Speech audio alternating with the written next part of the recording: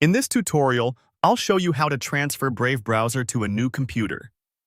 By the end, you'll have your bookmarks, history, passwords, and other browsing data moved to your new computer using Brave Sync, so your browsing experience continues seamlessly. First, on your old computer, open Brave Browser. In the top right corner, click the three horizontal lines to open the menu, then click Settings. On the left side of the Settings page, click Sync. Here, click Start using Sync. When the options appear, select New Sync Chain.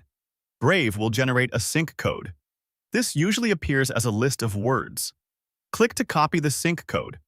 Keep this code private, just like a password, and keep this window open. You'll use the code on the new computer in a moment. Now switch to your new computer. Install Brave Browser if you haven't already. Once it's installed, open Brave.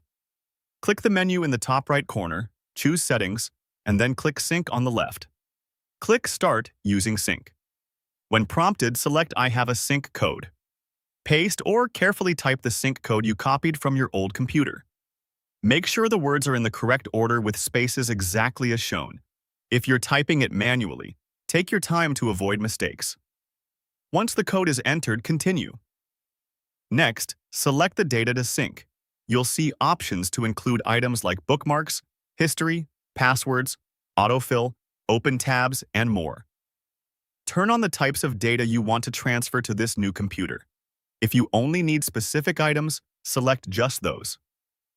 If you want everything to match your old computer, select all available options. You can adjust these selections later from the same sync settings if needed. At this point, you're done with the setup. Brave will begin syncing your selected data from the old computer to the new one in the background. Keep both computers connected to the internet and give it a little time, especially if you have a lot of data. You should start seeing your bookmarks and other items appear on the new computer shortly.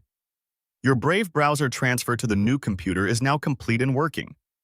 For more step-by-step tutorials like this, subscribe and check out the other guides available on the channel.